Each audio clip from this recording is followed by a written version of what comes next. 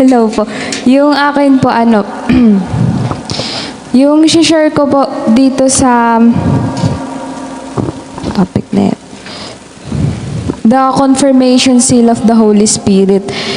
Yung letter A, di ba meron pong tayo tinatawag na Pentecostal initial evidence. So, yung initial evidence, nire-refer siya sa belief na tinatawag doon yung speaking in tongues.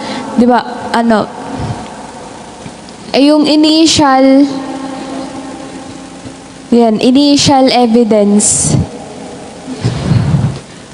Yan yung sinasabi nila na speaking in tongues is the first outward sign of being baptized in the Holy Spirit.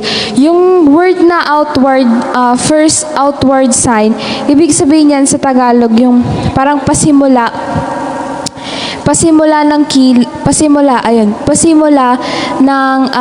of being baptized in the Holy Spirit. So meron siyang tatlong aspekto. Yung una, ito yung sinasabi natin na definition. Ano ba yung definition ng initial evidence? Kasi the doctrine teaches na when someone received the baptism of the Holy Spirit, yung initial evidence, nag-work siya, which is yung tinatawag nating speaking in tongues. Kasi nga, kumikilos siya. So, sa Greek word ata yun, or sa term nila, glossolalia, parang ganon. Glossolalia. And yung origins niya, sabi dito na, yung belief na yon nag-emerge siya since early 20th century, especially during the Azusa Street revival during ng 90s. So, nag-shape siya nun sa Pentecostal, yung identity ng Pentecostal, dahil doon nag-growth siya na nag-growth. So, kaya nagkaroon ng, yung kasikatan ng Pentecostal, so na-adapt siya ng na-adapt. So, hindi lang siya sa Pentecostal nangyari. Ngayon, yung biblical basis ng initial evidence nila, sa Pentecostal, di ba, meron silang often cite ng Acts chapter 2, Acts chapter 10, and then Acts chapter 19. So, kung saan, di ba, yung mga believers, nag-i-spoke sila ng tongues after ma-receive nila yung Spirit. Alternative view naman, yung ibang Christian nga, di ba, nag-argue sila na yung true evidence of the Spirit is transformed character lang siya. Yung fruit of the Spirit, which is nasa Galatians chapter 5 verse 22 hanggang 23. So, pinapaliwanag nila na hindi siya tongues lamang. So, ayun. Dito po, yung biblical foundation ng Pentecostal, sa pinupunta nila sa 1 Corinthians chapter 12, merong 9 different gifts. Yung una, di ba, yung vocal gifts. Tapos yung sunod,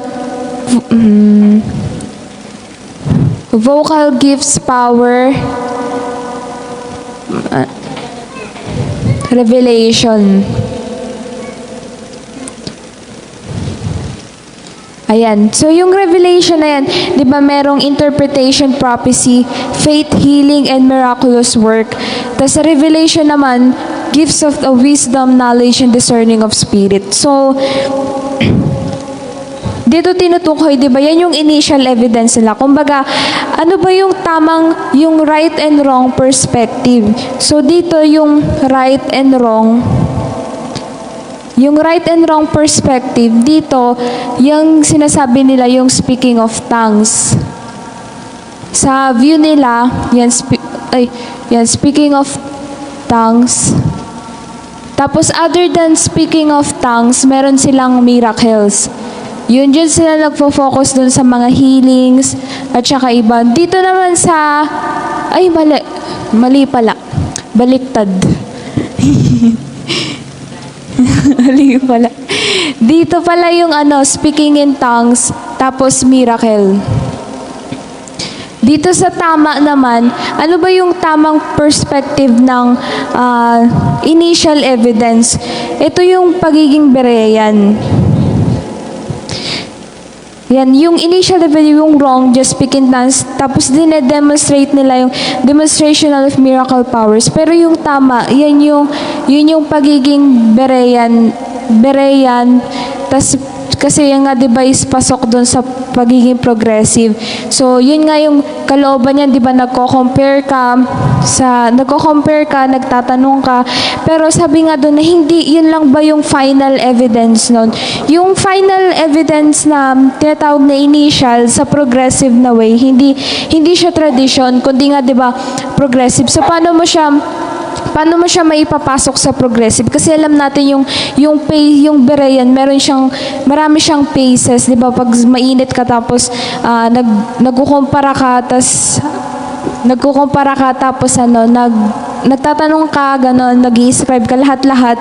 Pero yun ba yung hinto nun? So hindi ka doon magi-stop. Yung progressive niya is ikaw na mismo yung magtuturo. Hindi ka na tinuturuan. Ibig sabihin, kapag tinuturuan ka pa, spoon feed ka, even though hindi naman mali yun, kapag baguhan lang yun, pwede yung spoon feed. Pero kapag nag-grow ka na, kasi nga Berean ka, nagpo-progress ka, so ikaw na yung magtuturo, sa'yo naman magtatanong yung mga tao. Ayun yung, yung tamang initial evidence, which is yung tinatawag natin na final evidence. Yung being Berean to word, and paano mo nga i-apply yun sa word? Kailangan, you must seal, which means, yung pagiging seal yun nun is, ibig sabihin, ima-manifest mo. Kaya yung topic natin, di ba, is the confirmation seal of the Holy Spirit.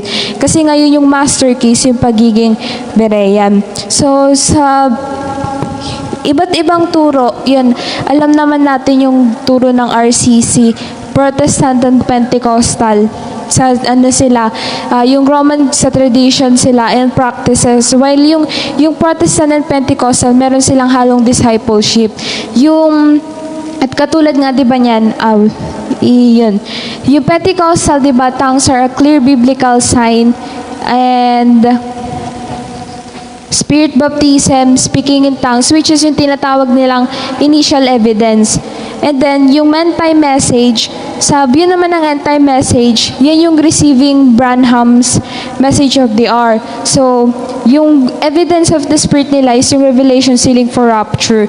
Well, yung goal naman nila, preparing bride of Christ for end times. Pero may mga doon, sinasabi na, halimbawa, yung sa Roman Catholic Church, yung nila, parang galing sa luma. So, ibig sabihin, hindi sila nagpo-progress. Yung sa Protestant naman and Pentecostal teaching, once na, halimbawa, katulad ng hindi ka nag-speak in tongues sa kanila, wala kang selyo wala kang yung sinasabi nilang Spirit, yung para pinapatunayan, pinupunta nila. Sa end time message naman, yung core teaching nila, di ba, the believer must accept Branham's prophetic message to be part of the bride. So, yung iba, ganyan sila. Pero yung iba, hindi sila ganun. Kaya sa atin, di ba, meron tayong mga term na levels. So, ayan po. Yung outside naman nun, yung sa Berean naman, ano ba yung ng Berean? Yun nga yung sinabi ko nga po kanina, hindi nagko-compare siya, hindi siya spoon feed, at siya na yung nagtuturo. So yun yung dapat, yung final evidence is yun yung assurance, Berean, na nagkakaroon ka na ng progressive ministry. Yun lang po.